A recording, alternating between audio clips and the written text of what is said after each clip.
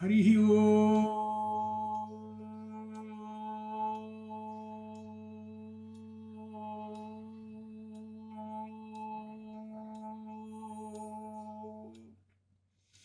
గురు బ్రహ్మ గురుర్విష్ణు గురుర్దేవో మహేశ్వరః గురు సాక్షాత్ పరం బ్రహ్మ తస్మై శ్రీ గురవే నమః.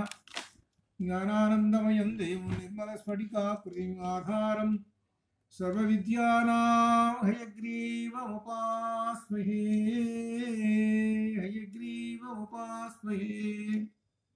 అజ్ఞానతిమిరాంధస్య జ్ఞానాంజనశలాకయా చక్షురున్మీలితం యేన తస్మై శ్రీ గురవే నమః. తస్మై శ్రీ గురవే నమః. సదాశివసమారంభాం వ్యాసశంకరమధ్యమాం అస్మదాచార్యపర్యంతాం వందే గురుపరంపరాం. వ్యాసం వసిష్ఠనప్తారం శక్తే పౌత్రమకల్మషం పరాశరాత్మజం వందే శుకతాతం తపోనిధిం. వ్యాసాయ విష్ణురూపాయ వ్యాసరూపాయ విష్ణవే నమో వై బ్రహ్మనిధయే వాసిష్ఠాయ నమో నమః. వాసిష్ఠాయ నమో నమః. చతుర్వదనో బ్రహ్మాద్బాహురపరో హరి అఫాలలోచన శంభూ భగవాన్ బాదరాయణః భగవాన్ బాదరాయణః. ఓం శృతిస్మృతిపురాణానాం ఆలయం కరుణాలయం నమామి భగవత్పాదం శంకరం లోకశంకరం. స్ఫురదిందు వికాసమందహాసా స్ఫురదిందీవరలోచనాభిరామాం అరవింద సమాన సుందరాస్యాం అరవిందాసన సుందరీముపాసే. శారదా శారదాంభోజ వదనా వదనాంబుజే సర్వదా సర్వదా అస్మాకం సన్నిధిం సన్నిధిం క్రియాతు సన్నిధిం సన్నిధిం క్రియాతు. పరబ్రహ్మణే నమః. పరబ్రహ్మణే నమః. బ్రహ్మసూత్ర భాషను అధ్యయనం చేస్తున్నాము. ఇందులో చమసాధికరణం ఇది మరలా పునశ్చరణ చేయవలసిన అవసరం వచ్చింది.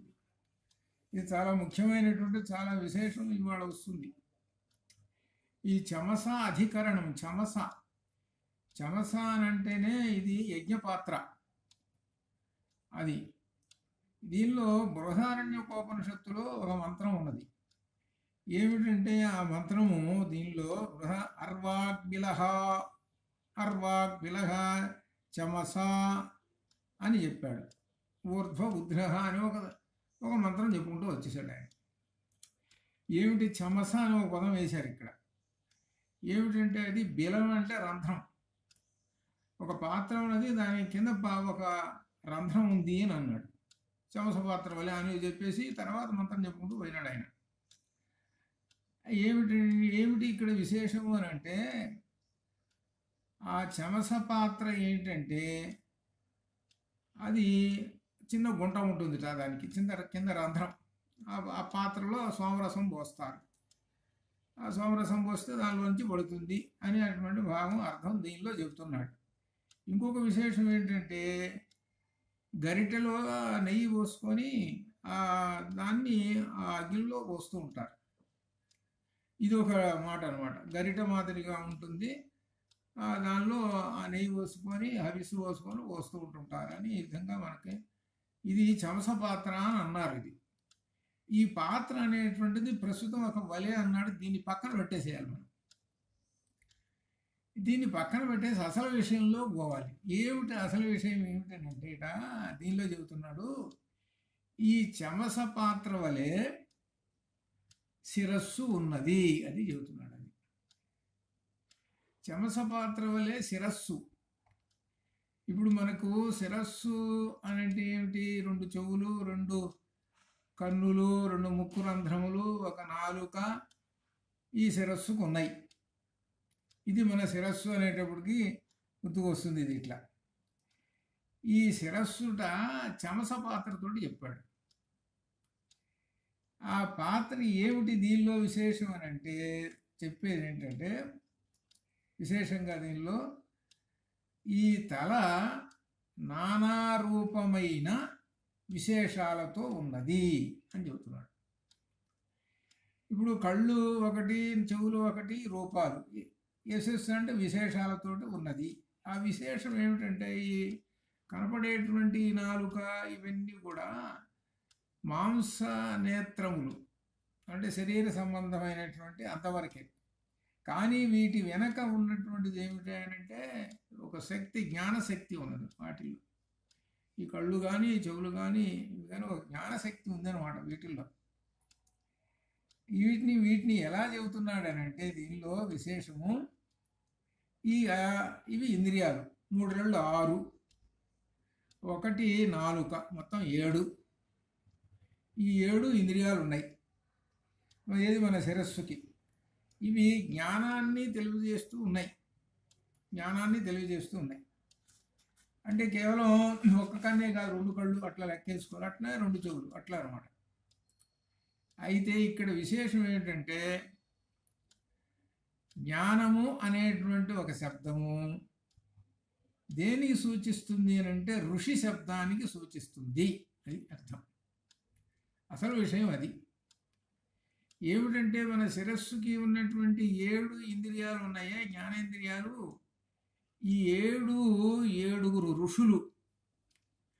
అసలు ఋషి అంటేనే అర్థం ఏంటంటే జితేంద్రియుడు అని అర్థం. ఋషి అంటే జితేంద్రియుడు. ముని అంటే వేరు. ముని అంటే మౌనంగా కూర్చొని ధ్యానంలో ఉండేటువంటి వాడు ముని. ఋషి అని అంటే జితేంద్రియుడు అని అర్థం అనమాట. ఈ 7 ఋషులు మన శిరస్సుకు ఉన్నటువంటి ఈ ఇంద్రియాలు, అది చెబుతున్నాడు. ఈ ఇంద్రియాలట అవి. ఈ శిరస్సును దేంతో పోలుస్తున్నాడు అంటే చెమసపాత్రతో పోలుస్తున్నాడు.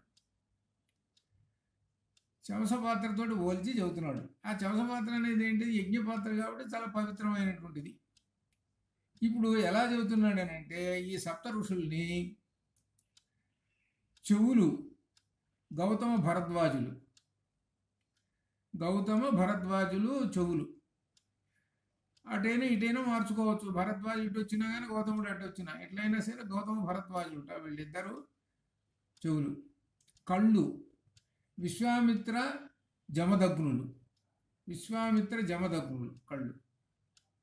తర్వాత ముఖపుటములు వశిష్ఠ కశ్యపులు.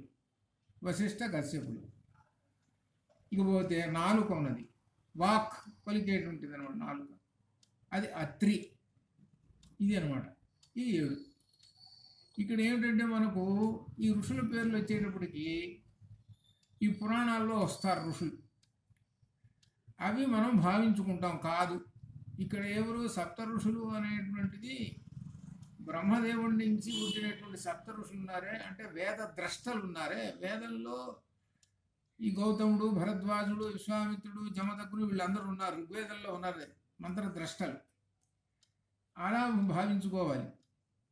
అయితే ఇక్కడ గీతలో కూడా చెప్పాడు, మహర్ష సప్త పూర్వే చత్వారో మనవస్తథా అని చెప్పాడు. చత్వారహ అని అంటే అర్థం సనక సనమనాథుడు. మహర్ష సప్త అంటే సప్త ఋషులు. అలానే మనవహ అంటే మనులు 14 మంది. వీళ్ళందరూ మద్భావ మానసా జాత. వీళ్ళందరూ కూడా నా మనస్సు సంకల్పం వలననే పుట్టారు అది చెబుతున్నాడు. అటువంటి వాళ్ళు అనమాట. వాళ్ళని ఋషులు, వాళ్ళు ఇంద్రియ జ్ఞానం కలిగినటువంటి వాళ్ళు. ఆ సప్త ఋషులు మన శిరస్సుకు ఉన్నారు అని చెబుతున్నారు. ఆ సప్త ఋషులు యొక్క విశేషం అంటే యశస్సు, కీర్తి మన ఇంద్రియాలకు ఉన్నది అని అర్థం చెబుతున్నాడు. అది అనగా మన శిరస్సు సప్త ఋషులతో కూడుకున్నది అని అంటే ఎంత పవిత్రమైనదో, ఎంతటి ఇంద్రియ జ్ఞానం కలిగినటువంటిదో దాన్ని పోల్చి చెప్పాడు. అయితే ఇక్కడ వాక్కు దగ్గరకు వచ్చేటప్పుడు నాలుక. ఈ నాలుక ఏం చేస్తుంది? తింటుంది, రుచి చూపిస్తుంటుంది. ఇంకో పని ఏం చేస్తుంది? వాక్ ఇస్తుంటుంది. ఇప్పుడు తింటుంది కాబట్టి మరి సప్త ఋషుల్లో ఎవరిని చెప్పుకోవాలి అని అంటే అత్రి అనేటువంటి ఆయన ఒక సప్త ఋషుల్లో ఒక ఆయన. అత్రి అనేటువంటి ఈ శబ్దం కూడా ఎట్లా వచ్చిందంటే అత్తా శబ్దం మీద వచ్చింది. అత్తాధికరణం మనకు వచ్చింది. అత్రాధికరణం అంటే బ్రహ్మము అత్ర అంటే తినేవాడు అని అర్థం, భోక్త అని అర్థం. అనగా ఈ నాలుగు ఏమిటి తింటుంది ఒకటి, ఇక రెండో పని కూడా చేస్తుంది. అదేం చేస్తుంది అని అంటే వాగేవ బ్రహ్మ. అది ఈ నాలుక మనకు ఉండి అదేం చేస్తుంది, ఎనిమిదో ఇంద్రియంగా వాక్కులు ఇస్తుంది. వాక్కు అంటే వేదవాక్కులు. వేదం మొదలుపెట్టారనుకోండి, ఋగ్వేదం యజుర్వేదం పఠనం చదువుతున్నది. అప్పుడు ఎప్పుడు దేని పనికి వస్తుంది ఇంద్రియాలలో? వాక్కు. ఆ వాక్కు బ్రహ్మం. ఇట్లా ఈ విధంగా వాగేవ బ్రహ్మ. కాబట్టి ఇక్కడ చెబుతున్నది ఏంటంటే ఈ శిరస్సున్నదే ఇదంతా ప్రాణదేవత. ఈ ప్రాణదేవత అనమాట ఇది. దీన్ని దేని పోల్చి చెబుతున్నాడు? పవిత్రమైనటువంటి చమస పాత్రతో పోల్చి చెబుతున్నాడు. చమస పాత్రతోటి పోల్చి చెబుతున్నాడు. ఈ విధంగా మనకు చమసాధికరణంలో ఈ విధంగా చెబుతున్నాడు. ఇక్కడ ఎందుకు చెప్పవలసి వచ్చింది ఇదంతానంటే, ఈ చెప్పవలసి వచ్చింది ఎందుకనంటే ఇక్కడ ఒక శబ్దం వేశాడు, చమసవత్ అవిశేషాత్ అనేటువంటిది చెప్పాడు. చమసవత్ చమస పాత్ర వలె అవిశేషాత్ ఒక శబ్దం ఉంది. ఆ శబ్దాన్ని గురించి ఇక్కడ సరిగా చెప్పలేదు అంటున్నాడు. ఏమిటి ఆ శబ్దము? అజాశబ్దము అది అర్థం. అజాశబ్దమును గురించి చెప్పలేదు అని అంటున్నాడు. ఏమిటి అజాశబ్దము ఏమిటి అనేటువంటి దానికి పోతే ఎక్కడికి పోవాలి? దూరంగా అంటే మొదటికి పోవాలి. మొదటి నుంచి వస్తుంటుంటే అప్పుడు ఈ అజాశబ్దం అక్కడ టచ్ అవుతుంది. దీనికి మూలం అంతా ఎక్కడ ఉన్నదంటే సాంఖ్యంలో ఉంది. అందుకని ఈ సాంఖ్యము ఏం చెబుతున్నది అంటే ఇప్పుడు అసలు విషయంలో ఇది చాలా ముఖ్యమైనది. ఈ సాంఖ్యం అర్థమైతేనే కానీ మనకు ఈ బ్రహ్మము అనేటువంటి దాన్ని మనం స్థాపించలేము. ఎందుకనంటే బ్రహ్మాన్ని గురించి చెప్పేటప్పుడల్లా ప్రతి చోట ఈ ప్రధానము వచ్చి అడ్డుపడుతున్నది. ప్రధానం వచ్చి అడ్డుపడుతున్నదంటే ప్రధానం ఏమంటున్నది? జగత్ కారణము నేనేను అంటున్నది. మరి బ్రహ్మం ఏమంటున్నది? జగత్ కారణము నేనేనే అంటున్నది. మరి రెంటిలో ఏది చెప్పుకోవాలి? వేదం ఏం చెప్పింది? బ్రహ్మము జగత్ కారణము అని చెప్పింది. వేదము పరమ ప్రామాణికము. తర్వాతనే శాస్త్రాలు కూడా ఈ వేద ప్రామాణ్యానికి సంబంధించినవే. ఇక్కడ వ్యాస మహర్షి ఏం చేశారనంటే అన్నిటికన్నా అతి ఎత్తైనటువంటిది గొప్పది వేదము, అది అందరూ అంగీకరించాల్సిందే. వేదంలో ఏమి చెప్పాడో అదే ఫైనల్ డెసిషన్. ఆ తర్వాత శాస్త్రాల్లో కానీ ఏమన్నా చెబితే అవి వాటిని ఏమనుకోవాలో వాళ్ళ అభిప్రాయాలను అనుకోవాలి. ఇది అసలు దీనికి సూత్రం. అయితే ఇక్కడ సాంఖ్యం ఏం చెబుతున్నది అనంటే అసలు సాంఖ్యం అంటే అర్థం ఏంటి? ఇది అసలు అర్థం. సంఖ్య శబ్దం మీద సాంఖ్య అనేటువంటి పదం వచ్చింది. సంఖ్య అనేటువంటి అంకెలు చాలా ఉన్నాయి. సరే, ఇక్కడ ఒక 25 అంకెలు, 25 సంఖ్యలు. కాబట్టి 25 సంఖ్యలతోటి చెప్పేటువంటిది కాబట్టి సాంఖ్యము అన్నారు. అది ఏమిటి? 25 ఆ వస్తువులు, 8 ప్రకృతులు, 11 ఇంద్రియాలు, 5 పంచభూతాలు. అప్పుడు ఎన్నైనా 24 అయినాయి. అయితే ఇంకొకటి ఉన్నది. ఆ ఒకటి అండి జీవాత్మ. ఇవన్నీ కలిసినాయండి. ఏవి? ఈ మొత్తం 24 + 1 25 కలిసినాయి. కలిసేటప్పటికీ ఈ జగత్తు, ఈ సృష్టి, ప్రాణులు బయటకు వచ్చినాయి. ఇది వాళ్ళు అనేది. సాంఖ్యులు అనేటువంటి మాట ఇది. అంటే ఏమిటనమాట? మేము చెప్పేటువంటి మేము చెప్పేటువంటి ఈ జగత్తు ఉన్నదే మేము చెబుతున్నాం ఏంటి 25 తత్వాలతో ఉన్నటువంటి మా సాంఖ్యం నుండే జగత్తు వస్తున్నది అని వాళ్ళు అంటారు. సాంఖ్యం ఎవరు? సాంఖ్యానికి ప్రవర్తకుడు ఎవరు? కపిల మహర్షి. ఇది అనమాట. మరి ఇప్పుడు కపిల మహర్షి మాటని మనం జగత్ కారణము ప్రధానమని తీసుకుందామా, లేక వేదంలో చెప్పినటువంటి ఈ బ్రహ్మము జగత్ కారణమని తీసుకుందామా? ఇది మనకి. కాబట్టి ముందుగా ఈ సాంఖ్య సిద్ధాంతం ఏమిటో అర్థం చేసుకుంటే ఆ తర్వాత అది అర్థం అవుతుంది. ఏంటి ఇప్పుడు చెప్పే 8 ప్రకృతులు. ఈ 8 ఏమిటి ప్రకృతులు? ఇది 8 ప్రకృతుల్లో ఒకటి ప్రధానము అన్నమాట. ఇది ఈ ప్రధానమునే ఏమంటారు? త్రిగుణాత్మకము అంటారు. త్రిగుణములు అంటే తెలిసింది కదా, సత్వగుణము, రజోగుణము, తమోగుణము, 3 గుణాలు. ఈ 3 గుణాలు త్రిగుణాత్మకము. సత్వ రజస్తమో గుణాలు. ఇవి ఒకటి ఎక్కువ ఒకటి తక్కువ అని ఉండదు, సమానంగా ఉంటాయి. ఈ సత్వరజస్తమో గుణాలు 3 సమానంగా ఉంటాయి. ఇవి వాస్తవంగా ద్రవ్యాలే, మనకు తర్కశాస్త్రంలో కూడా వచ్చినాయి. అయితే ఇక్కడ ఏమిటంటే చెబుతున్నది వరుసగా చెప్పేటువంటి దానిలో అహంకారము పంచతన్మాత్రలు. అహంకారము పంచతన్మాత్రలు ఈ 3, ఈ త్రిగుణాలు 3 మహత్తులకు అంటే మహత్ అంటే బుద్ధి. ఇక్కడ గుర్తుపెట్టుకోవాలి. ఇక్కడ మహది సాంఖ్యంలో మహత్ అంటే బుద్ధి. ఈ మహత్తుకి అంటే ఈ బుద్ధి, ఈ మహదాదులకు అహంకారము పంచతన్మాత్రలు ఇవి ఏమిటనమాట? ఉపాదాన కారణాలు. ఇవి పురుషుడికి భోగానికి సాధనాలు. అంటే అర్థం ఏమిటి?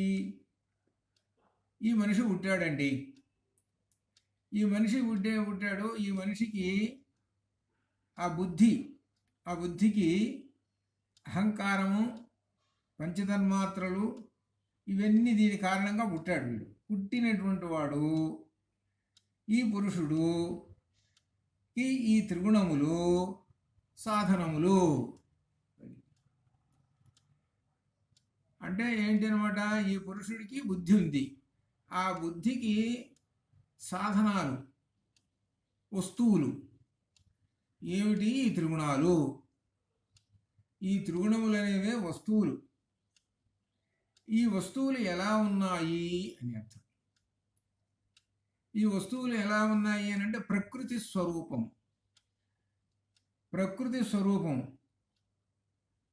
కాబట్టి ప్రకృతిలో ఈ 3 గుణాలు కనబడుతుంటాయి. ఇంకా విశేషంగా ఏమిటే తనలోనూ ఈ 3 గుణాలు ఉంటాయి.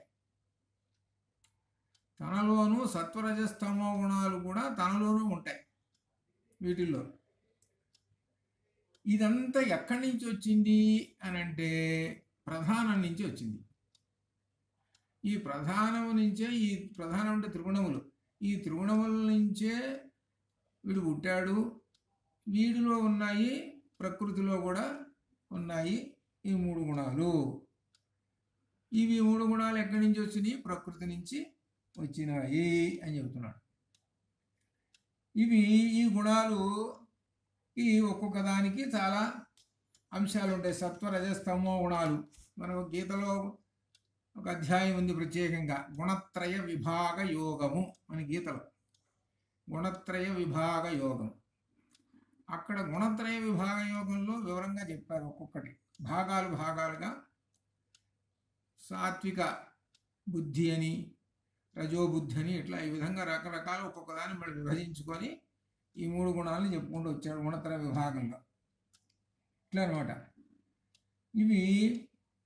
ఇక్కడ ఏం చెబుతున్నాడనంటే మనకు ఈ 3 గుణాలు సత్వం లఘు ప్రకాశకం, ఇష్టం ఉపష్టంభకం, చలం రజః. ఇప్పుడు 3 గుణాల యొక్క లక్షణాలు చెబుతున్నాడు. ఏమిటనంటే సత్వగుణం ఎలా ఉంటుంది అని అర్థం. సత్వగుణం ఎలా ఉంటుంది అని అంటే చాలా తేలిక, బరువు ఉండదు. అది బరువు ఉండదు. బరువు అంటే అర్థం ఏంటంటే ఇప్పుడు మనం ఏదైనా వస్తువు మొయ్యాలని చాలా బరువు, చాలా తేలిక బరువు కష్టం, మనం మొయ్యలేము. ఏదో చిన్న తేలికైతే తేలిక మోసేస్తాం. అట్లనే ఇది మన మనస్సులో, మన బుద్ధిలో, లేకపోతే మన బుద్ధిలో ఉండి మనకు చాలా తేలికగా ఉంటుంది, ప్రశాంతంగా ఉంటుంది. అదే రజోగుణం తమో గుణాలతోటి ఉంటే అది ఏమవుతుందని అంటే గందరగోళాలతో ఉండి బరువు, తలకాయ బరువు ఎక్కిందిరా అంటుంటారు చూడండి. విని విని తలకాయ బరువు ఎక్కిపోయిందైరా నీ మాటలన్నీ. అదేనమాట, అది రజో తమో గుణాలు. అది ఇక్కడ తేడా. అదే కనుక సత్వగుణము తేలికైనది అని అంటే ప్రశాంతం, ఇది అర్థం. అట్లా అనమాట. ఆ సత్వగుణానికి లక్షణాలు తేలికైనది ఒకటి, చురుకైనది. అది చురుకైనది. చురుకైనది అని అంటే వెంటనే సత్వగుణం ఉన్నటువంటి వాడు కొద్దిగా అలా చెప్పేటప్పటికే వెంటనే అంతా గ్రహించేసేస్తాడు, ఏకసంధాగ్రాహి. ఈ తమో గుణం ఉన్నటువంటి వాడు 96 సార్లు చెప్పినా, ఎన్నిసార్లు చెప్పినా వాడికి బుర్రకెక్కదు. ఇప్పుడు అందరూ ఒకటే, మనుషులే అందరూ ఒకటే, అందరికీ తలకాయలు ఉన్నాయి, అందరికీ కళ్ళు చెవులు అన్నీ ఉన్నాయి. కానీ సత్వగుణం ఉన్నటువంటి వాళ్ళ లక్షణాలు చెబుతున్నాడు. వాడికి సత్వగుణం బహుతేలిక, చురుకైనది, ప్రకాశకము, ప్రకాశవంతమైనది. అంటే సత్వగుణం నిండిపోయిందండి వాళ్ళు. సత్వగుణం నిండిపోయింది వాళ్ళు. మీరు చూడండి, ఎప్పుడన్నా సత్వగుణం బాగా నిండిపోయినటువంటి వాళ్ళు, అంటే జ్ఞానగుణం నిండిపోయినటువంటి వాళ్ళు మీరు ఎప్పుడన్నా చూసారా? బహుశా మీకు అక్కడ అమెరికాలో ఎక్కువగా చెక్కరు, బహుశా ఎక్కడన్నా ఉంటే ఉంటారేమో. వాళ్ళు ఎవరు? బ్రహ్మజ్ఞాన సంపన్నులు. వాళ్ళని అప్పుడప్పుడు మన శంకరమఠం పోయినప్పుడు దర్శనం చేసుకుంటాం. వాళ్ళ దగ్గర కూర్చుంటే మీరు ఎప్పుడన్నా, మీకు తెలుసో తెలీదో, ఒక 5 నిమిషాలు మాట్లాడామనుకోండి, 5 నిమిషాల మాటల్లో ఏదో ఒక మంత్రమో శ్లోకమో వస్తుంది.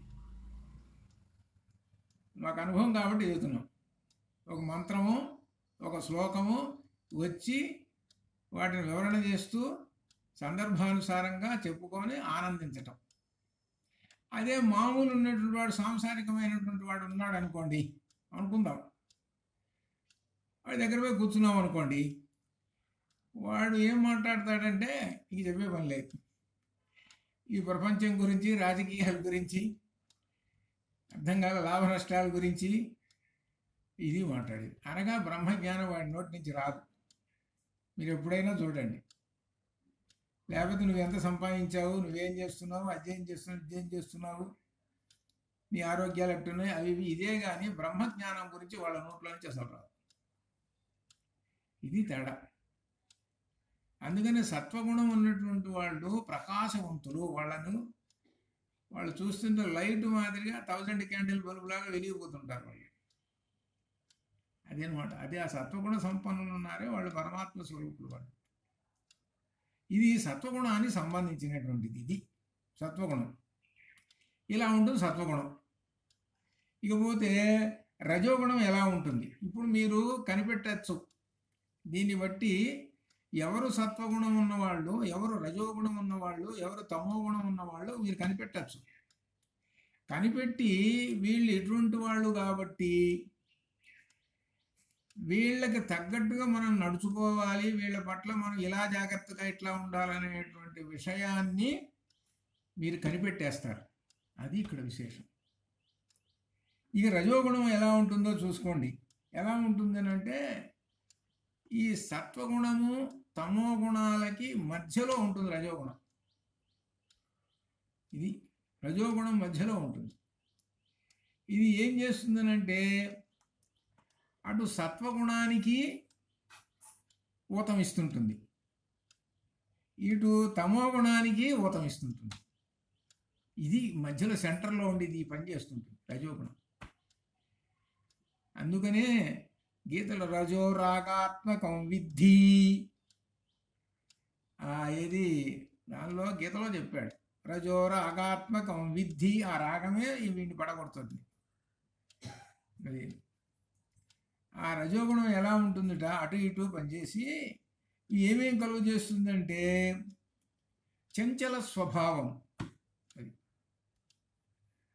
చంచల స్వభావం.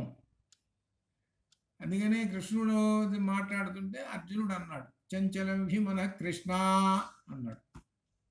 అంటే అర్థం ఏమిటి, ఈ రజోగుణం ఏం చేస్తుందన్నమాట, ఆ మనస్సుని చంచల స్వభావం. ఇప్పుడు అనుకుంటుంది, కాసేపు ఆ వద్దులే అయిపోతుంది, ఇంకో రకం ఇట్లా. దీనికి మూల కారణం ఏమిటి, రజోగుణము అని అర్థం చెబుతున్నాడు. దీని కారణం రజోగుణం. చంచల స్వభావమునకు దారి తీస్తుంటుంది రజోగుణం. ఇంకా పోతే ఇంకేంటంటే ఇది ఇక తమో గుణానికి కూడా ఉండి ఊతం ఇస్తుంటుంది. తమో గుణం అంటే అజ్ఞానం. అజ్ఞానంలో కూడా ఊతం ఇచ్చేసి దాన్ని బలపరుస్తుంటుంది. అజ్ఞానానికి కూడా ఊతం ఇచ్చి బలపరుస్తుంటుంది. ఉదాహరణకి నేను ఒకరికి చెప్పా, ఏమండి రామాయణం చదువుకోండి, లేకపోతే భగవద్గీత చదువుకోండి తీరిక సమయంలో, అది మంచిదండి, అందులో సీనియర్ సిటిజన్స్ చాలా మంచిదండి అని చెప్పాను. నేను ఏదో ఉదాహరణగా చెబుతున్నా, జరిగినటువంటి విషయం. దానికి ఏం చెప్పారు, ఎవరిష్టం వాళ్ళదే, ఎవరిష్టం వాళ్ళదే. అంటే మనం ఏం చెప్పాము, ఇవి చదువుకోవయ్యా తీరిక సమయంలో, సీనియర్ సిటిజన్స్ ప్రశాంతంగా ఉంటుంది, చాలా మంచి పని అండి, ఆరోగ్యం అన్ని విధాలా అని చెబితే ఎవరిష్టం వాళ్ళదే, చదివితే చదువుతారు లేకపోతే లేదు. అంటే రజోగుణం పోయి తమో గుణంలో ప్రవేశించి వాడిని చెడగొట్టింది. చెప్పిన మాట ఏందో, వీడు చెప్పిన మాట వింటలేదంటే అదే అర్థం. వీడు మనం మంచి చెప్పాము, మంచి చెబితే వాడేంటి వింటలేదు. తమో గుణం ఆ అజ్ఞానానికి ఊతం ఇచ్చింది, అది అర్థం. అజ్ఞానానికి ఊతం ఇచ్చి వాణ్ణి అజ్ఞానంలోకి లాక్కుపోతుంటుంది, అని ఇట్లా చేస్తుంటుంది. అలానే ఈ రజోగుణ సత్వానికి కూడా ఊతం ఇస్తుంటుంది. సత్వం అంటే జ్ఞాన సంపన్నుడు. సత్వం అంటే జ్ఞాన సంపన్నుడు. ఈ జ్ఞాన సంపన్నుడు కూడా ఈ రజం ఒక ఊతం ఇస్తుంది. ఎట్లా ఊతం ఇస్తుంటుందో తెలుసా అండి, చాలా విశేషంగా ఉంటుంది. ఎట్లా అంటే బ్రహ్మజ్ఞానం అండి, బాగా బ్రహ్మాండంగా సుందరలహరు, సుందరకాండు అవి ఇవో బ్రహ్మాండంగా అవ్వచ్చు, వచనం బాగా చెబుతారు, అన్నీ బాగానే ఉంటాయి. ఏమండి ప్రవచనం చెప్పండి, మా ఆలయంలో ప్రవచనం చెప్పండి అని అంటే, అందరు 10,000 ఇస్తున్నారయ్యా, నువ్వు ఎంత ఇస్తావు? ఇప్పుడు జరుగుతున్నది అది అని అంటే, సరే నేను 10,000 ఇస్తానండి. సరే వచ్చాడు, ఆ 1 రోజు 2 రోజులు చెప్పాను, అయిపోయింది. ఆ 10,000 పుచ్చుకున్నాడు, పోయినాడు. ఇది రజోగుణ సత్వగుణానికి. అది ముందే బేరం ఆడుకుంటారు. ఈ టీవీల్లో వస్తున్నారు కదా, ముందుగానే బేరం ఆడుకుంటారు. ఎందుకంటే 4 డబ్బులు రావాలి వాళ్ళకి, 4 డబ్బాల్సి దాంతో ఇది అనమాట. అట్లా అనమాట. అది అంటే ఏంటి, ఈ రజోగుణము సత్వగుణానికి ఊతం ఇచ్చి అమ్మేసేస్తున్నది, బ్రహ్మజ్ఞానాన్ని అమ్మేసేస్తున్నది. అర్థమైందా? ఇప్పుడు ఒక ఆయన ఉన్నాడు, పెద్ద ఆయన, బాగా బ్రహ్మాండంగా అభిమని చెప్తాడు. ఏమండి ఉపన్యాసం చెప్పండి, ఏదో రామాయణం ఇది, మాకు ఎక్కడ తీరుతుంటుందయ్యా, 4 నెలల దాకా బుక్ అయిపోయినాను అని అంటారు. 4 నెలలు బుక్ అయిపోయిన సరే బాగానే ఉంది సార్, ఒక 10 లక్షలు ఇచ్చేస్తానండి మీ గోశాలకి అంటే, సరే రేపు ఎల్లుండి చెబుతాలే, వస్తానులే ఉన్నారు. చెబుతారు, బాగానే ఉంటుంది, బ్రహ్మాండంగా ఇల్లు వస్తుంది, అబ్బో చప్పట్లు కొట్టడం బ్రహ్మాండంగా ఉంటుంది, అన్నీ బాగానే ఉంటుంది. అంటే ఏంటనమాట, ఇంకొక రకంగా తీసుకోవటం. అంటే ఏమిటి, తన సత్వగుణాన్ని బ్రహ్మజ్ఞానానికి రజోగుణం వచ్చి టచ్ చేస్తుంది. రజోగుణం వచ్చి టచ్ పెట్టేటప్పటికీ ఈ సత్వగుణం అన్నది చూశారు, కొంచెం మలినాన్ని పొందుతుంటుంది. ఇంకా విశేషాలు చెప్పుకుంటే చాలా ఉన్నాయి, ఇదంతా టైం వాళ్ళ సంగతి మనం పక్కన పెట్టేశారు. ఎందుకంటే ఉదాహరణగా చెప్పుకున్నాం, ఆ రజోగుణము సత్వగుణానికి కూడా ఊతం ఇచ్చేసి కొంచెం కలుస్తుంది. అంటే సత్వగుణం తెల్లగా ఉందనుకో, ఈ రజోగుణం ఎర్రగా ఉంటుంది. ఇది పోయి ఏం చేసింది, తెల్లంగా స్వచ్ఛంగా ఉన్నటువంటి దానిలో ఈ ఎరుపు భయపడ్డది. పెట్టేటప్పటికల్లా ఈ తెల్లంగా ఉన్నది కూడా ఈ ఎర్రంగా కనపడుతుంది. అలానే ఈ నలుపు ఏది తమో గుణం, దానిలో ఎరుపు భయపడేది ఏదో కొత్త రంగు కనపడుతుంది. ఇది ఈ రజోగుణం సెంటర్లో ఉండి దానికి ఊతము దేనికి ఊతం అనగా వంత పాడుతుంటుంది. దీని వంత పాడటం అని అంటారు. ఇది ఇలా ఉంటుంది రజోగుణం. ఇలా 3 గుణాలు పనిచేస్తూ ఉన్నాయి. ఇట్లా అనమాట. ఇట్లా ఈ విధంగా ఈ 3 గుణాలు ముఖ్యంగా తమస్సేమో మోహంలో ఇట్లా ఈ విధంగా ఉన్నది. అనగా సత్వం ఏమంటే ఈ జ్ఞానాత్మకము, ఆ జ్ఞానమే సుఖాన్ని ఇస్తుంటుంది. నిజమైన సుఖం ఏంటంటే జ్ఞానము. అది అంతేగా చాలామంది సుఖం అంటే అర్థం ఏవో సంపదలు ఉన్నాయి, బాగా అనుభవిస్తున్నాము అని అనుకుంటారు. అది సుఖం కాదు. అది జ్ఞానాత్మకమే సుఖమైనటువంటి. రజస్సు ఎప్పుడు చూసినా కానీ దుఃఖాత్మకం. రజస్సు ఏం చేస్తుందంటే దుఃఖాలను తెచ్చిపెడుతుంటుంది. ఈ రజోగుణం బాగా ఉన్నటువంటి వాళ్ళకి ఇంకా నేను సంపాదించాలని సంపాదించడం కోసం పరిగెత్తుతూ ఉంటారు.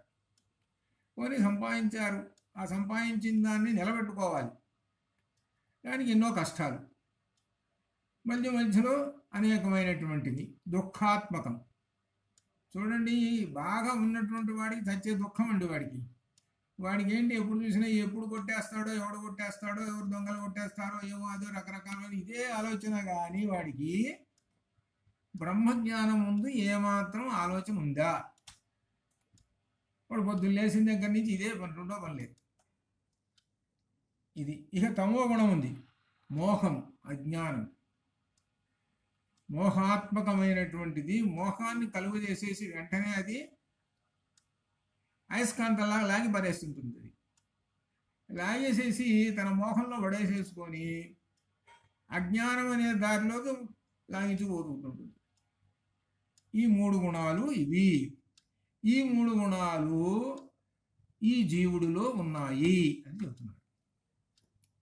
ఈ 3 గుణాలు ఈ జీవుల్లో ఉండి ఇవి పర్సంటేజ్, సత్వగుణం పర్సంటేజ్ ఎక్కువ ఉంటే బ్రహ్మజ్ఞానం వైపు ఉంటాడు. చురుకైనటువంటి బుద్ధి ఇట్లా ఈ విధమైన మనకు సత్వగుణాల లక్షణం. అట్లా ఆ విధంగా 3 గుణాలకి ఉంటారన్నమాట. ఇది దీనికి ఇట్లా 3 గుణాలను గురించి చెప్పుకున్నాం. అయితే ఇంకా తర్వాత విశేషం దీనిలోకి వస్తున్నది. మూల ప్రకృతి రూపమైనటువంటి ఆ తత్వము అనుమానం చేత సాధింపబడుతున్నది. మూల ప్రకృతి రూపమైన ఆ తత్వము అనుమానం చేత సాధింపబడుతున్నది. అందువలన ప్రధానానికి అనుమానం అని పేరు కూడా ఉన్నది. ఇది అసలు అనుమానం అంటే ఏంటి? అనుమానం అంటే ఏమిటి? ఎత్ర ధూమాః తత్ర అగ్నిః అని ఒక న్యాయం ఉంది. అంటే ఎక్కడైతే పొగ ఉందో అక్కడ అగ్ని ఉంది అని అర్థం. అంటే అనుమానించాడు, అక్కడ కొండ మీద పొగ వస్తున్నది, ఓహో కొండ మీద అగ్ని ఉంది అనుమానించాడు. అట్లనే మనము వాడు చేసేటువంటి చేష్టల్ని బట్టి వీడు సత్వగుణం కలిగిన వాడు, వీడు రజోగుణం కలిగినటువంటి వాడు, వీడు తమో గుణం కలిగినటువంటి వాడు, అనగా ఈ త్రిగుణములు ఉన్నటువంటి వాడు వీడు అనే అనుమానం చేత, వాడి యొక్క క్రియల చేత అనుమానం చేత వాడిని వీడు తమో గుణ సంపన్నుడు, వీడు అజ్ఞానము మోహము, ఇదిగో వీడు గొప్ప మహాకవి లేదా బ్రహ్మజ్ఞాన సంపన్నుడు, సత్వగుణ సంపన్నుడు. ఈ విధంగా మనం వాళ్ళు చేసేటువంటి వాళ్ళ క్రియలను బట్టి అనుమానించి వాళ్ళల్లో ఉన్న గుణాలను కనిపెడుతుంటాం. ఇది కనిపెట్టాలన్నా కానీ వీడి సత్వగుణం ఉండాలిగా, వీడికి చెప్పాలన్నా కానీ సత్వగుణం ఉండాలి. అసలు సత్వగుణం అనేటువంటిది ఎవరికి ఉంటుంది అని అంటే పండితుడికి, విద్వాంసుడికి ఉంటుంది. వాళ్ళకు ఉంటుంది, వాడు కనిపెట్టగలుగుతాడు. కానీ మిగిలిన వాడు అజ్ఞానంలో ఉన్నటువంటి మోహం ఉన్నటువంటి వాడికి ఏం తెలుసు? వాడికి అసలు ఏం తెలియదు. ఇదనమాట. ఇట్లా ఇప్పుడు మనం చెప్పుకున్నది ఒకటి పూర్తయింది. ఒకటేంటి, త్రిగుణాలని గురించి ఇంతవరకు చెప్పుకున్నాం. ఈ త్రిగుణములు ఈ మూటిని గురించి చెప్పుకున్నాం. అంటే త్రిగుణములే ప్రధానము అని చెప్పుకున్నాం. మొత్తం 8 కదా. 8లో ఇక రెండోది చెబుతున్నాం. రెండోది ఏమిటంటే బుద్ధి. దీన్ని మహత్ అన్నారు. దీన్ని ఇది ధర్మ, జ్ఞాన, ఐశ్వర్య ఈ గుణాలతో సంబంధం కలిగి ఉంటుంది.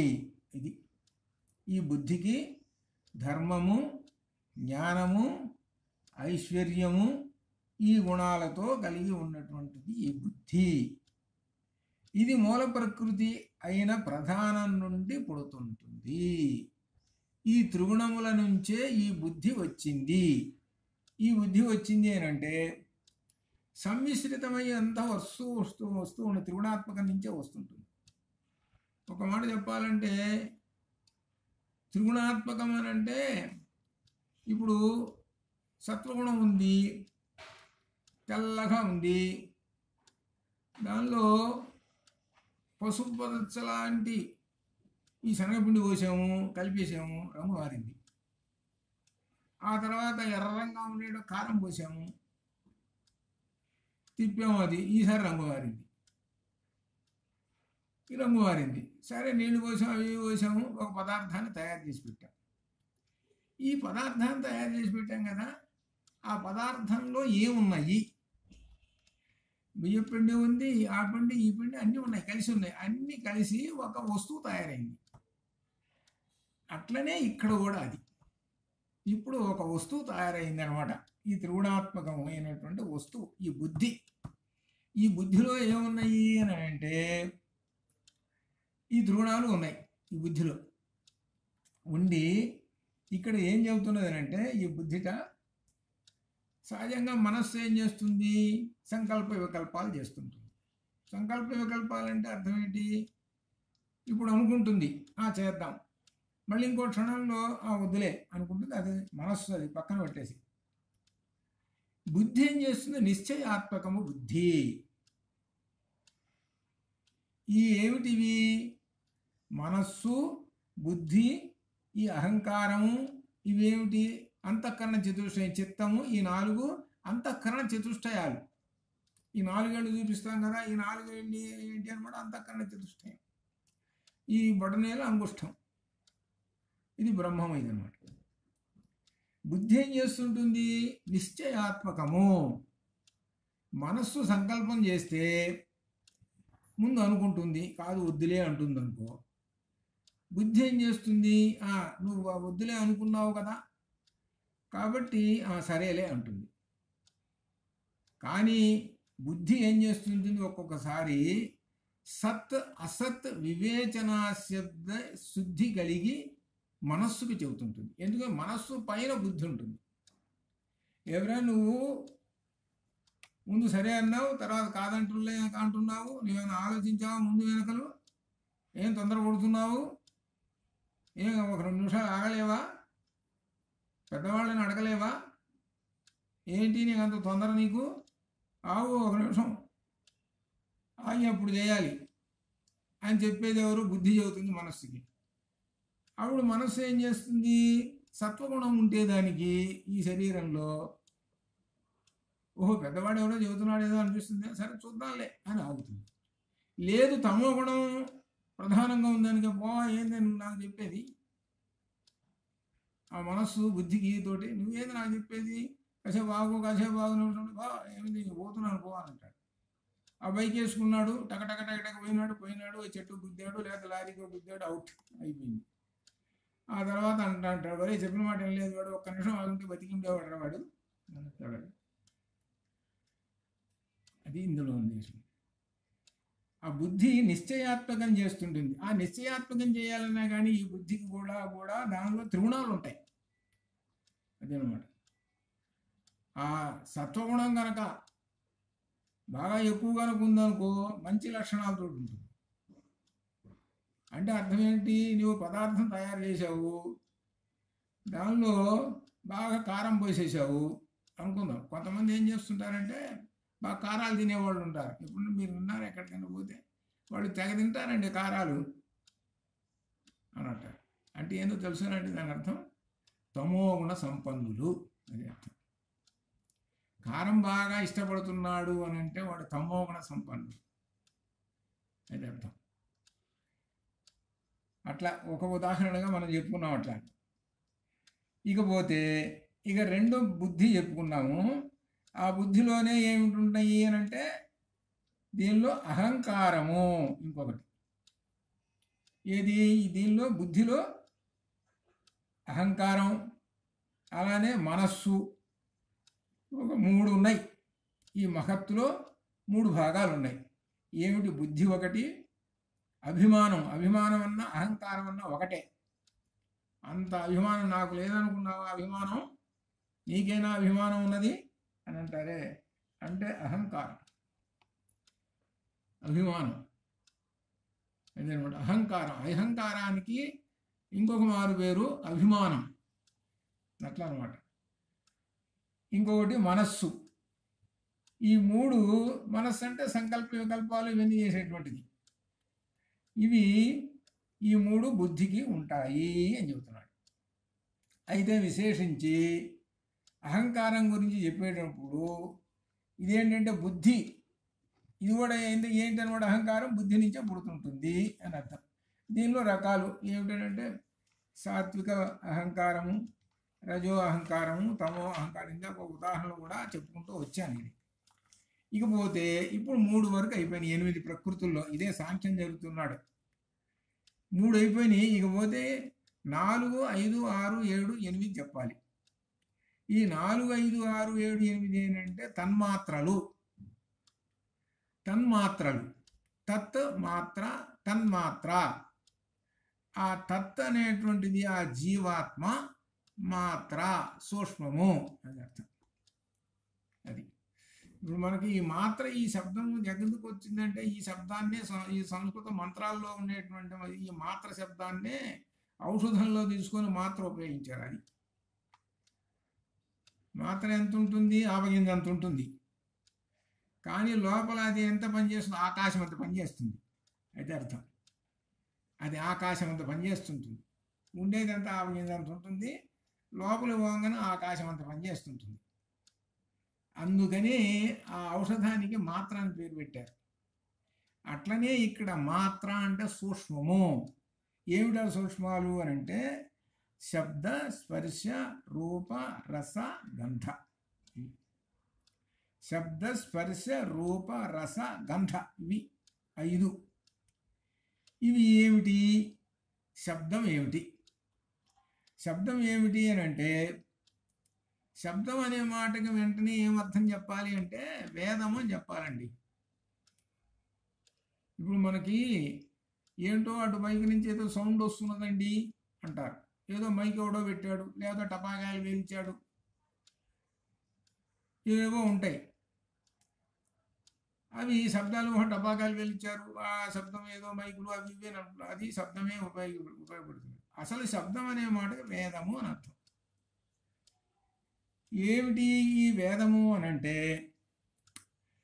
ఉదాత్త, అనుదాత్త, స్వరిత, నిషాద, వృషభ అనగా మొత్తం 5 స్వరాలు ఉంటాయి. వేదవాక్కుకి, వేదమంత్రానికి 5 స్వరాలు ఉంటాయి. ఈ 5 స్వరాలతో వేదమంత్రాన్ని చెబుతుంటారు. ఆ వేదమంత్రం చెబుతున్నారే అది శబ్దం. ఆ శబ్దాన్ని తీసుకునేటువంటి జ్ఞానేంద్రియం మనకు చెవు. అది మనకు చెవు. అది అయితే ఇక్కడ ఏం చెబుతున్నాడు? శబ్ద తన్మాత్రం అంటే సూక్ష్మం అని కదా అర్థము. సో తన్మాత్రం అంటే సూక్ష్మం అని అర్థం. అనగా ఏంటి? మనకు బయటికేమో ఈ వాక్కులన్నీ వేదవాక్కులు నిలబడుతూ ఉన్నాయి. అవన్నీ కూడా ఏమిటంటే దాన్ని అన్నిటినీ కలిపి ఒక్కసారి ఒక మాటలో తన్మాత్రగా చెప్పేశారు. అదొక శబ్ద తన్మాత్ర అని చెప్పేశారు. ఎందుకు చెబుతున్నాడు తన్మాత్రలు అనేటువంటి మాటకి అంటే ఇక తర్వాత వరుసగా వస్తుంది. అట్నే స్పర్శ. స్పర్శ ఏమిటి? శీతము, ఉష్ణము, మృదుత్వము. అలానే రూపము. అంటే ఇది ఎరుపు, ఇది నలుపు, ఇది ఈ విధంగా గమనించేది. రసతన్మాత్రం, రసం అంటే ఇది పులుపు, తీపి ఇటువంటి చెప్పేటువంటిది. గంధ తన్మాత్రం ఇది సుగంధము, ఇది దుర్గంధము అని చెప్పేది. వీటికి వరుసగా శబ్దానికేమో చెవు, స్పర్శకేమో చర్మం, రూపానికేమో కళ్ళు, రసానికేమో నాలుక, గంధానికేమో నాసిక. ఇది ఈ 5 ఏమిటి అని అంటే, ఈ 5 నుంచి ఇక్కడే ఉంది. ఈ 5 నుంచి శబ్ద స్పర్శ రూపరసగంధం ఇవన్నీ తన్మాత్రలు సూక్ష్మంగా ఉన్నాయి. ఆవగింజంతకన్నా తక్కువ అంటే అణువంత ఉన్నాయండి, అది అర్థం. అణువంత ఉన్నాయి ఇక్కడ. శబ్ద తన్మాత్ర కానీ, స్పర్శనాత్మకం కానీ, రూపం కానీ ఇదంతా కదా అణువంత ఉన్నాయి. ఒక్కోటి అణువు అంత ఉన్నాయి. ఈ అణువంత ఉన్నవి విశాలమైపోయినాయి. విశాలమైపోయి పంచభూతాలుగా ఏర్పడ్డాయి. విశాలమైపోయి పంచభూతాలు. శబ్దమేమో ఆకాశం, శబ్దగుణకం ఆకాశం. స్పర్శేమో వాయువు, రూపమేమో అగ్ని, రసమేమో ఈ జలం, నీరు, గంధమేమో భూమి. అయిపోయింది. ఇప్పుడు పుట్టినాయి కదా 5. ఈ 5 పుట్టడానికి మూలం ఎక్కడ ఉందండి? పంచతన్మాత్రలు ఉన్నాయండి, శబ్ద స్పర్శ రూపరసగంధములు. ఇప్పుడు 5 పుట్టినాయి అంటే ఇప్పుడు ఆత్మన ఆకాశ సంభూత అని వరుసగా చెప్పుకుంటూ వచ్చాడు తైత్తీర్యం. చెప్పుకుంటూ వచ్చి పృథివీ దాకా వచ్చి, పృథివీ నుంచి ఓషధీభ్యో అన్నం అన్నాడు. అన్నం అని పుట్టింది. అన్నాత్ రసః, రసాత్ పురుషః, చివరికి మనిషి వచ్చాడు. అంటే ఏమిటనమాట? తన్మాత్రలు పైన ఉన్నాయి, కింద పంచభూతాలు ఉన్నాయి. ఆ పంచభూతాల కింద ఎవడున్నాడు అని అంటే చివరికి మనిషి ఉన్నాడు. కాబట్టి శబ్ద తన్మాత్రలు పంచభూతాలుగా ఏర్పడ్డాయి కదా, మరి మనిషి వచ్చాడు కదా. వీటి లక్షణాలన్నీ కూడా 5 లక్షణాలు వీడికి, ఈ మనిషికి రూపములుగా చేరింది. ఏమిటి అవి? శబ్దము ఆకాశమైంది కదా, అదే చెవుమైంది. అలానే స్పర్శ వాయువు, ఇది చర్మమైంది. రూపము అగ్ని, ఇదేమో కళ్ళు అయినాయి. రసన నాలుక, అది జలం, అది గంధము వాసన, ఇదేమో నాసిక. ఇట్లా పైనుంచి కిందకి వరుసగా వచ్చేసేస్తే ఈ మనిషి ఏర్పడ్డాడు. ఈ మనిషి ఏర్పడ్డాడు. ఇవి పంచభూతాలు సంగతి చెప్పుకున్నాం. ఇప్పుడు ఈ మనిషి ఏర్పడటానికి 8 ప్రకృతులు చెప్పుకున్నాం. 8 ప్రకృతులు వరుసగా మనం చెప్పుకుంటే మొట్టమొదటి ప్రధానము అని చెప్పాము, 1. రెండోదేమో మహత్తు చెప్పాము, మహత్ అంటే బుద్ధి అని చెప్పాము. తర్వాత 3వది ప్రత్యేకంగా అహంకారం చెప్పాము, అహంకారం. తర్వాత 4 నుంచి 8 వరకు కూడా శబ్దస్పర్శ రూప రసగంధాలని తన్మాత్రలు చెప్పుకున్నాం. ఇప్పటికి 8 పూర్తయినాయి. తర్వాత 11 ఇంద్రియాలు, అనగా ఈ మనిషి పుట్టాడు. ఈ పుట్టినటువంటి వాడు మనిషికి 11 ఇంద్రియాలు ఉన్నాయి. 8, 11, 19. ఇవన్నీ ఏర్పడటానికి ఇవన్నీ పంచభూతాలు. 19, 5, 24 ఇంతవరకు సరేండి. ఇక్కడ వచ్చి ఇక్కడి నుంచే ఉంది, అసలు ఉన్న తగు అంతా ఇక్కడే ఉంది. ఏమిటి మరి? 25వ వాడేంటి? జీవాత్మ అన్నాడు. అది సాంఖ్యంలో 25వ వాడు జీవాత్మ అన్నాడు. అని ఏమంటున్నాడంటే, ఈ 25 తత్వాలు కాక సర్వజ్ఞుడైన ఈశ్వరుడనేవాడు ఎవడూ లేడు. ఇక్కడ పట్టుకోవాల్సింది, ఇక్కడ చిక్కుతాడు సాంఖ్యం. సాంఖ్యం అందుకనే అర్థం లేదు. ఇప్పటిదాకా సాంఖ్యం ఏం చెప్పింది? చివరికి 25వ వాడేవాడంటే జీవాత్మ అన్నాడు. ఇక్కడ బ్రహ్మము పరబ్రహ్మము అనే మాట రావటం లేదు, జీవాత్మ జీవుడు అంటున్నాడు. కాబట్టి ఇంతటితోటే ఈ జగత్ కారణము, ఇదే జగత్ కారణం. ఈ జీవుడు ఉన్నాడే, వీళ్ళందరూ కలిశారండి, ఈ జగత్తు ఏర్పడింది. జగత్ కారణం ఏమిటి? జన్మాద్యస్య యతః అని మనకు సూత్రం వచ్చింది కదా మొట్టమొదట. ఆ జన్మకి ఎవరు అంటే ఈ జగత్తు కారణం బ్రహ్మము అని వచ్చింది. ఇక్కడ ఏమంటాడు? ఈ జగత్తు కారణం అని వరుసగా చెప్పుకుంటూ వచ్చేసి జీవాత్మని చెప్పుకుంటూ వచ్చి ఇవన్నీ ఇదండి అసలు ఇదంతా కలిపి ఒక ముద్ద. ఏంటి? 8 ప్రకృతులు, ఇంద్రియాలు ఇవన్నీ కలిస్తే చివరికి ఇవన్నీ వరుసగా పుట్టుకుంటూ వచ్చాయి. చివరికి వీళ్ళలో జీవుడు అనేవాడు వాడు ప్రవేశించాడు. ఈ జీవుల్లో ఇవన్నీ ఉన్నాయి. మొత్తం ఈ జగత్తు పుట్టింది ఇంకంతే. ప్రతి దానిలో ప్రతి జీవుల్లోనూ అన్నిట్లోనూ ఇవన్నీ ఉన్నాయి. కాబట్టి ఈ ప్రకృతి ఇదంతా కూడా అంతా ఏమిటనంటే ఆ జీవాత్మ కలిసి ఇది. ఇక్కడ ఈ విశేషం ఏమిటంటే చెప్పుకోవాల్సింది, సాంఖ్యులు ఏమంటున్నారు? ఈశ్వరుడు అనేవాడు లేనే లేడు, ఉన్నాడండి అని మా బ్రహ్మవేత్తలు అంటాం, మనం అంటాం. ఉన్నాడు అంటారు. ఏంటి ప్రమాణం చెప్పు అని అంటారు. ఏముందా ప్రమాణం? ఏమీ లేదు, సాంఖ్యం అని చెబుతున్నాడు. ఎంతసేపటికి ఏంటి? ఈ త్రిగుణాలు ఇదే గోళ, ఇది ఉండదు, ఇంకొకటి ఉండదు, ఇదేదో ఇంకోటికి ఇంకంతే. ఇక్కడ విశేషం ఏంటంటే చెప్పుకోవాల్సినటువంటిది, దీన్ని ఎలా మనం పూర్వపక్షం చేసేస్తాము అంటే, వేదం ఏం చెప్పింది? వేదం అనేటువంటిది పరమ ప్రామాణికము, పరమ ప్రామాణికం. శంకరులు ఏం చేశారు? వేదము అణగారిపోతున్నది, వేదమును చాలామంది పోట్లు పొడిచేస్తున్నారు వేదమును.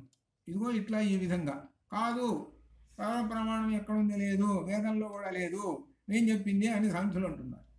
ఇంకొకళ్ళు ఇంకొక రకంగా అంటున్నారు, రకరకాలుగా అంటున్నారు. అప్పుడు శంకరులు ఏం చెప్పారు అని అంటే, వేదాన్ని ఉద్ధరించాలి. ఆ వేదాన్ని ఉద్ధరించాలి కాబట్టి వేదంలో ఏమి చెప్పారో అది చెప్పాలి. వేదం పరమ ప్రామాణికమైనటువంటిది. ఆ వేదం ఎవరు చెప్పారు అని అంటే మనుషులు ఎవరు చెప్పలేరు. ఎక్కడి నుంచి వచ్చింది వేదం అని అంటే పరమాత్మ యొక్క నిశ్వాస రూపము అని చెప్పేసి, పరమాత్మ నుంచి వచ్చినటువంటిది, అది పరమ ప్రామాణికం. వేదం ఏం చెప్పాడు ఇంకా అంతే, ఇంకా అది ఉండదు లేదండి. వేదంలో ఏం చెప్పాడు? సర్వం కల్విదం బ్రహ్మ అన్నాడు. ఒక్క మాట కొట్టి పారేశాడు. మొత్తం కేసు మొత్తం సుప్రీంకోర్టులో మొత్తం కొట్టి పారేశాడు. సర్వం కల్విదం బ్రహ్మ అన్నాడు ఒక్కసారి. సర్వం అంటే అర్థం ఏంటి? ఇది ఇంకా ఎక్కడ మిగలదు, ఒక్క ఏ మాత్రం ఇంత కూడా అసలు ఉండదు సర్వం అనేటువంటి మాత్రం. సర్వం కల్విదం బ్రహ్మ అని అనేటువంటి ఈ వేదవాక్కుతో కొట్టిపరిచాడు. దీంతో ఈ సాంఖ్యం కాస్త పడుకున్నది. అది ఇక్కడ ఏం చెబుతున్నాడంటే, దీనిలో కూడా విశేషంగా జీవాత్మ అన్నాడు. 25లో 25ది జీవాత్మ అన్నాడు. ఆ జీవాత్మ కూడా అనాదండి, ఒప్పుకుంటామండి. జీవో బ్రహ్మైవ సనాతనం అని ఒకటి చెప్పేశారు కదా. జీవుడు కూడా బ్రహ్మము సనాతనమైనటువంటిది ఒప్పుకుంటాం. దేహో దేవాలయం ప్రోక్త దేవ సనాతన జీవ అని చెప్పారు కదా, ఒప్పుకుంటాం. అయితే ఇక్కడ ఏంటంటే, ఇక్కడ చెప్పేటువంటిది ఆత్మకు ఉండేటువంటి కొన్ని లక్షణాలు ఉన్నాయి, ఒప్పుకుంటాం. అయితే ఇక్కడ ఒక విశేషం చెప్తున్నాడు. ఆత్మ సర్వగతము, ఒకటి పాయింట్. ఆత్మ సర్వగతము, నిత్యము, చైతన్యము, సర్వగతము మనకు వచ్చింది కదా. సర్వత్ర గోమహాన్, అక్కడ వాయువు అన్ని చోట్ల పోతుంది అని, అట్లనే ఈ బ్రహ్మము సర్వత్రా నిండి ఉన్నది. జీవాత్మ ఉన్నదా చెప్పండి అన్నాడు. కొట్టిపారేస్తున్నాడు, ఒక్కొక్క కేసు కొట్టేసేస్తున్నాడు. మరి జీవాత్మ ఉన్నదా? మరి జీవాత్మ ఏమంటున్నారు? అనేక మంది జీవులు ఉన్నారు, ప్రాణులు, అన్నింటిలోనూ జీవాత్మలు ఉన్నాయి, బాగానే ఉంది. పరమాత్మ మరి ఒకడేగా పరమాత్మ, ఏకం సత్ కదా, ఏకం సత్ కదా పరమాత్మ. అలానే పరమాత్మ బహు అని ఎక్కడన్నా చెప్పాడా? వేదం ఏం చెప్పింది? ఏకం సత్ అని చెప్పింది. ఏకం సత్ అని చెప్పి అక్కడ నిత్యము, శాశ్వతము ఇట్లా లక్షణాలు చెప్పిండారు. ఏది ఆ ఆత్మకు చెప్పినటువంటి లక్షణాలు అదే అనమాట. ఇన్ని లక్షణాలు ఉన్నాయండి ఈ బ్రహ్మమునకు. ఈ సాంఖ్యంలో చెప్పేటువంటి 25 ప్రకృతులతో ఉన్నటువంటిది కూడా దేని మీద ఆధారపడి ఉన్నది? బ్రహ్మము మీదనే ఆధారపడి ఉన్నదయ్యా నీ సాంఖ్యం కూడా అని చెబుతున్నాడు. అందుకనే సాంఖ్యము కూడా వేద ప్రామాణికమే కాబట్టి సాంఖ్యాన్ని మేము ఏం చేస్తున్నాము అని అంటే పక్కన పెడుతున్నాం. మేము కాదంటలేదు. త్రిగుణాత్మకం నుంచి వస్తున్నది ఈ జగత్తు, అది కారణమే, అది కాదంటలేదు. త్రిగుణాత్మకం నుంచి సత్వరజస్తమో గుణాలు ఉన్నాయి, కాదంటలేదు. అదంతా కరెక్టేను. పంచభూతాలు కరెక్టే, ఇవన్నీ కరెక్టే. అయితే వాళ్ళు ఏమంటున్నారు చివరికి? ఆ జీవాత్మని తీసుకొచ్చి పెట్టేసేసాడు, అసలు ఈశ్వరుణ్ణి పక్కన నెట్టేశారు. అది వీళ్ళు చేసినటువంటి సాంఖ్యం చేసినటువంటి అది. ఈశ్వరుణ్ణి అనగా పరబ్రహ్మముని తీసుకెళ్ళి పక్కన పెట్టేశారు. అక్కడ పట్టుకున్నారు. పరబ్రహ్మాన్ని పక్కన పెట్టుకుంటే ఏమయ్యా? పరమాత్మ నుంచి అంతా వస్తున్నది. అంటే వేదం ఏం చెప్పింది? సర్వం కల్పితం బ్రహ్మ అని చెప్పింది, ఏకమేవా ద్వితీయం బ్రహ్మ అని చెప్పింది. వాటిని పక్కన పెట్టేశారా మీరు? వేదాన్ని పక్కన పెట్టేస్తారా? వేదం పైన ఉంటుంది, నీ సాంఖ్యం కింద ఉంటుంది, నీ దర్శనాలన్నీ కింద ఉంటాయి. పైన ఉండేది వేదం. అంటే మహారాజు ఎవరు? వేదం. మీరందరూ ఎవరు? చిన్న చిన్న వాళ్ళు. అంటే చిన్న చిన్న వాళ్ళు మహారాజు అంతా అంటారా వాళ్ళని? ఆ వేద ప్రామాణికము అది. అందుకని ఇక్కడ దాకా చెప్పి ఇప్పుడు చమసాధికరణంలోకి ఇప్పుడు వస్తున్నాడు. ఇక్కడ టచ్ అవుతుంది. ఇక్కడ టచ్ అయ్యి ఇక్కడ ఏం చెబుతున్నాడంటే విశేషము, ఇక్కడ సాంఖ్యం వస్తుంటుంది. ఈ మంత్రంలో సాంఖ్యం వస్తుంటుంది. ఏమిటా మంత్రం అంటే చమసాధికరణంలో 161వ పేజీ లాస్ట్లో, 161వ పేజీలో లాస్ట్లో ఒక మంత్రం ఉంది. అదేమిటి అనంటే అజాం ఏకాం, అజాం ఏకాం, అజాం ఏకాం లోహిత శుక్ల కృష్ణాం. ఇది అజాం అనేటువంటిది ఒకటి. అది ఏంటి? లోహిత ఎరుపు, శుక్ల అంటే తెలుపు, కృష్ణ అంటే నలుపు కలిగి బహ్వీహి ప్రజాః అనేక మంది ప్రజలను, సంతానమును స్వరూపాః రూపములతో సృజమానాం సృష్టిస్తూ ఉన్నది. అజాం ఇది అజాం సృష్టిస్తూ ఉన్నదండి అన్నాడు. అజాం అంటే ఏమిటి?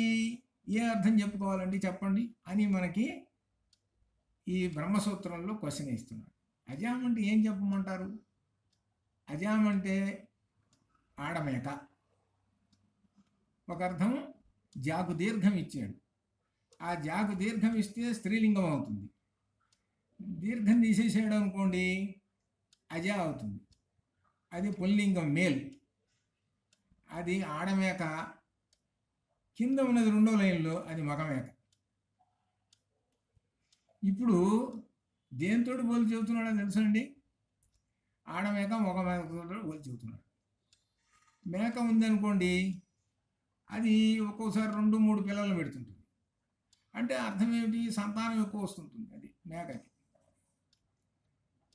ఇలా మనకి కనబడుతుంటుంది.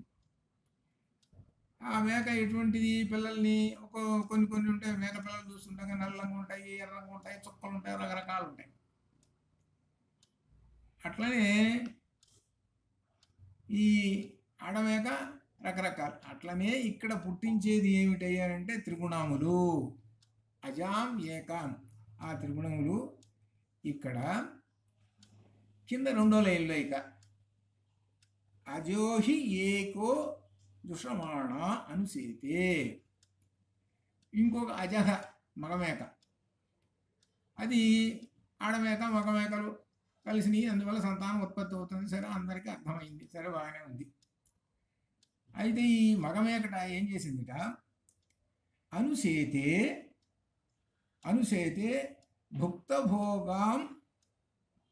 భుక్తభోగాం అనగా అనుభవించి ఆ విధంగా అవుతుంది. అన్యహ అజ అన్యః మరొక అజ అనగా మరొకడు,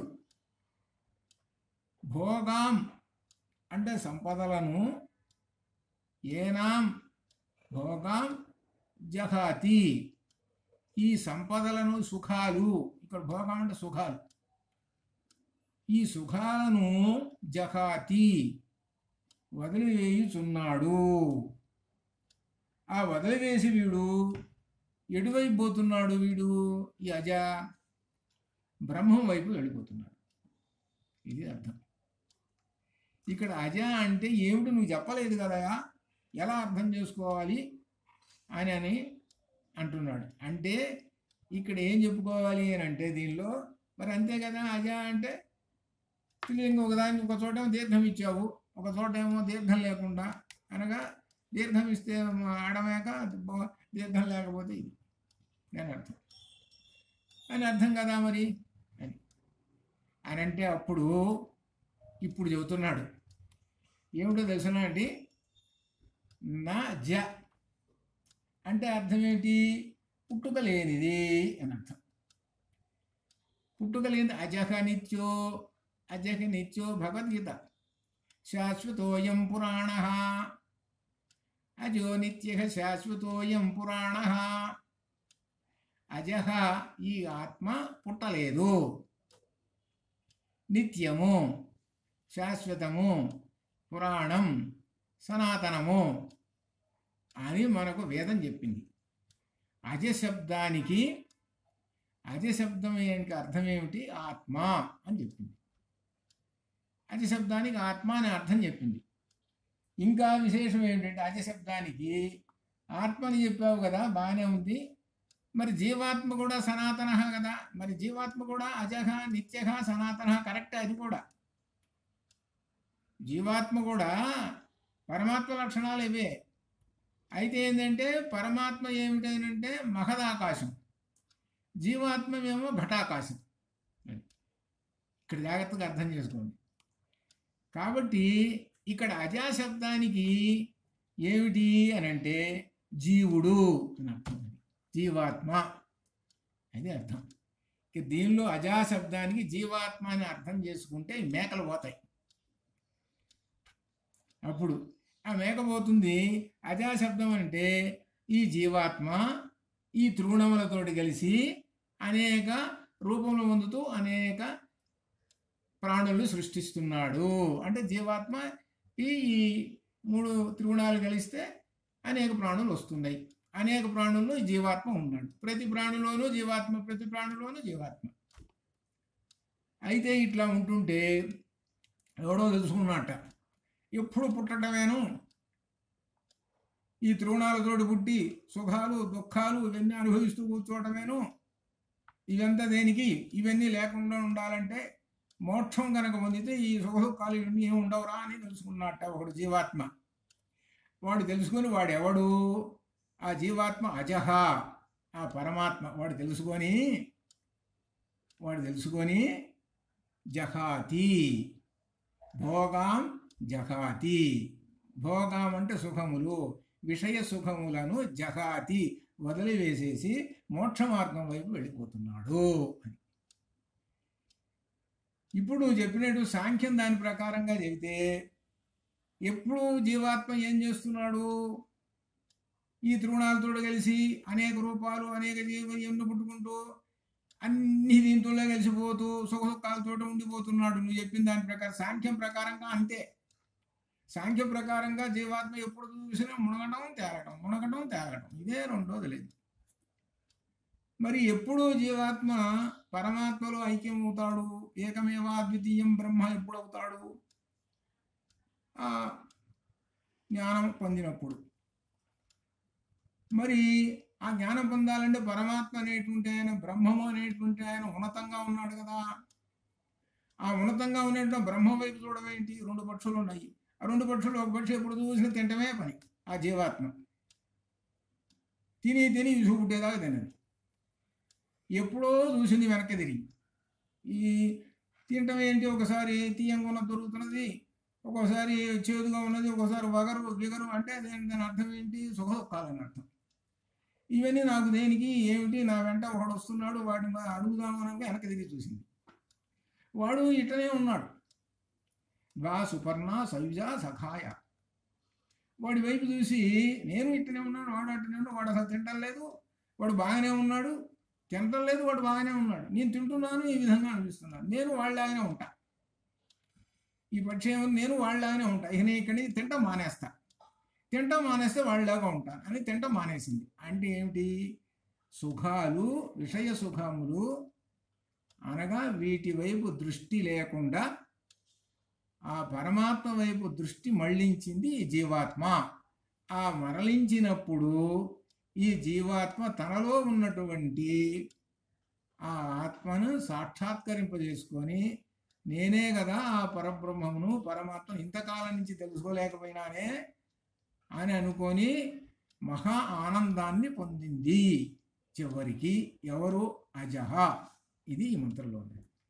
కాబట్టి ఆ సాంఖ్యం దాని ప్రకారంగా చెప్పుకుంటూ కూర్చుంటుంటే ఆ ఈశ్వరుడు పరమాత్మ అనేటువంటి వాడిని పొందాలి అనేటువంటిది కలగదు. ఎంతసేపటికి జీవాత్మతోటే ఆగిపోతున్నాడు. అందువల్ల ద్వా సుపర్ణ సయుజ సఖాయ అనేటువంటి ఆ మంత్రం చూసావు, చాలాసార్లు చెప్పుకున్నావు. అదనమాట ఇది. అట్లనే ఈ రెండు కూడా ఎట్లా ఉంటాయి అంటే మనం ఇద్దరు కూడా చెప్పుకున్నాము. ఇదేమిటంటే ఒక విషయం, కుంటివాడు గుడ్డివాడు ఉన్నాడండి. ఈ కుంటివాడు గుడ్డివాడు ఉన్నాడు. ఈ కుంటివాడు గుడ్డివాడు చాలా గమ్మత్తుగా ఉంటుంది. కుంటివాడేమో నడవలేడు, గుడ్డివాడికేమో కళ్ళు కనబడు. వీళ్ళిద్దరు ఎక్కడికి పోవాలి? బ్రహ్మం దగ్గరికి పోవాలి. బ్రహ్మం అంటే ఒక దేవుడు గుడి అనుకోండి, బ్రహ్మ పరమాత్మ దగ్గరికి పోవాలనుకో. గుడ్డివాడి మీద కుంటివాడు ఎక్కి కూర్చున్నాడు. భుజం కూర్చున్నాడు. వాడు ఏంటంటే డ్రైవింగ్ లాగా అదో రైట్ సైడ్ తిరుగు, లెఫ్ట్ సైడ్ తిరుగు అని ఈ విధంగా చెబుతుంటే ఆ పైన కూర్చున్న కుంటివాడు వాడు తిరుగుతూ తీసేడు. ఇద్దరు ఒక చోట చేరారు. దీన్ని ఎలా చెబుతున్నాడంటే, ఎలా పోలికతో చెబుతున్నాడంటే, దీనిలో ప్రధానానికి పురుష ఆపేక్ష ఉంటుంది.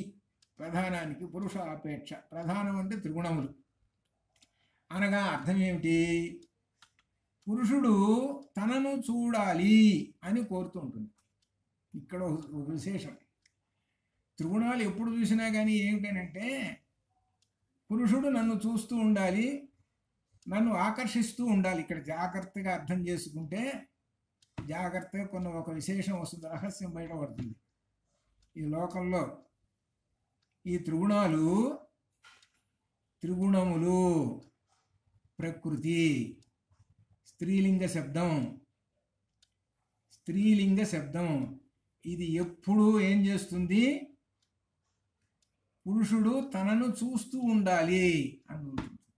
అంటే ఏంటో ఇప్పుడు అర్థమైంది. ఈ త్రిగుణములు ఎప్పుడు చూసినా కానీ పురుషుడు నన్ను చూస్తూ ఉండాలి అంటే జీవాత్మ నన్ను చూస్తూ ఉంటుండాలి. ఇకపోతే కైవల్యం కోసం పురుషుడు ఏం చేస్తాడు? ప్రధాన ఆపేక్ష. కైవల్యం కోసం పురుషుడికి ప్రధాన ఆపేక్ష ఉంటుంది సహజంగా. అయితే వీడేం చేస్తాడు అనమాట, ఈ గుడ్డివాడితో సంబంధం పెట్టుకుంటాడు. గుడ్డివాడంటే అర్థం ఏంటి? కళ్ళు కనపడవు, వాడు అజ్ఞానంతో ఉన్నాడు కనుక దేవుడు గుడికే పోయినాడు అనుకుందాం. సహజంగా వాడు గుడ్డివాడు, వాడి దేవుడు గుడికి వాడు కూడా ఇచ్చాడు. వాడు దేవుడిని చూస్తాడా? వాడు దేవుడు చూడరు కదా. దేవుడు చూసేదేవుడు ఆ పైన కూర్చున్నాడు, ఎక్కుంటాడు, వాడు చూస్తాడు. ఇప్పుడు ఈ కుంటివాడు ఎవరున్నాడు చూసావు? వీడు కైవల్యం కోసము వీడు ఆ దేవుణ్ణి, ఆ దైవాన్ని చూస్తుంటాడు. వీడు అప్పటిదాకా ఏంటనమాట, వీడు ఈ గుడ్డివాడితో సంబంధంతో పెట్టుకుంటాడు. గుడ్డివాడు అంటే అర్థం ఏంటి? త్రిగుణములు. ఈ త్రిగుణాలని ఉపయోగించుకుంటూ ఉండి చివరికి ఈ త్రిగుణాలని వదిలిపారేస్తాడు వీడు. అంటే గుడ్డివాడిని వదిలేసాడుగా వీడు. చివరి అక్కడికి వెళ్ళిన తర్వాత గుడ్డివాడిని, అరే నువ్వు అక్కడ కూర్చోరా, నేను దేవుణ్ణి చూస్తుంటాను, ఎట్లో పడ్డానని అక్కడ పోయి చూసుకుని దేవుణ్ణి చూడాలంటే కళ్ళు ఉండాలిగా అని. చివరికి ఏంటి, గుడ్డివాడు ఏం చేశాడనమాట, ఆ గుడ్డివాడిని ఇటు కూర్చోరా. గుడ్డివాడు అంటే ఏమిటి? వీడు త్రిగుణాలు, వీడు ఈ మోహంగాడు. వీడిని వాడు పడేశాడు, వాడు చూశాడు. చివరికి మోక్షం పొందింది ఎవడో కుంటివాడు. ఆ గుడ్డివాడు అప్పటిదాకా ఎవరిని ఉపయోగించుకున్నాడు? గుడ్డివాడిని ఉపయోగించుకున్నాడు. గుడ్డివాడు ఎవడు? త్రిగుణాలు.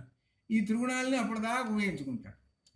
అనగా ఈ త్రిగుణములలో పుట్టినటువంటి వాడు ఈ మనిషి, ఈ జీవాత్మ. ఈ జీవాత్మ పుట్టినటువంటి వాడు ఈ త్రిగుణాలను వదిలేసేసి నిర్గుణుడై ఆ పరమాత్మను దర్శనం చేసుకుంటాడు. కాబట్టి ప్రధానం అనేటువంటి ఈ సాంఖ్యం చూశారు. ఈ సాంఖ్యం అనేటువంటి దాన్ని మనకు బ్రహ్మసూత్రములు పక్కన పెట్టేసినాయి. కాబట్టి ఈ సాంఖ్య సిద్ధాంతం ప్రకారంగా బ్రహ్మమును చేరుకోవడం అనేటువంటిది అసాధ్యము. బ్రహ్మమును చేరుకోవాలి అని అంటే వేద ప్రామాణ్యము. వేదము అంటేనే ఉపనిషత్తు. ఉపనిషత్తున్నా వేదమన్నా ఒకటే. కాబట్టి ఉపనిషత్తుల్లో చెప్పినట్లుగా ఏకమేవాద్వితీయం బ్రహ్మ, సర్వం కల్విదం బ్రహ్మ, బ్రహ్మవిద్ బ్రహ్మైవ భవతి, ఇట్లా విషయములు ఉన్నాయి. అవి గ్రహించి తెలుసుకోండి అని చెప్పడం అన్నమాట ఇది. కాబట్టి దీనిలో సాంఖ్యశాస్త్రంలో ఈశ్వరుడు ప్రధానమైనటువంటి వాడు కాదు, నిరీశ్వరుడు. ఈశ్వరత్వం లేదు, జీవాత్మయే అని కపిల మహర్షి యొక్క సిద్ధాంతము. అదనమాట. అది ఈ రోజున మనం చెప్పుకున్నటువంటి విశేషం. అలానే మరలా రేపు అట్లా అనమాట. శుభం భూయాత్. ఓం పూర్ణమదః పూర్ణమిదం పూర్ణాత్ పూర్ణముదచ్యతే పూర్ణస్య పూర్ణమాదాయ పూర్ణమేవావశిష్యతే. అసతో మా సత్యమయ తమసో మా జ్యోతిర్గమయ మృత్యోర్మా అమృతంగమయ. ఓం శాంతి శాంతి శాంతి. శుభం భూయాత్. Recording stopped.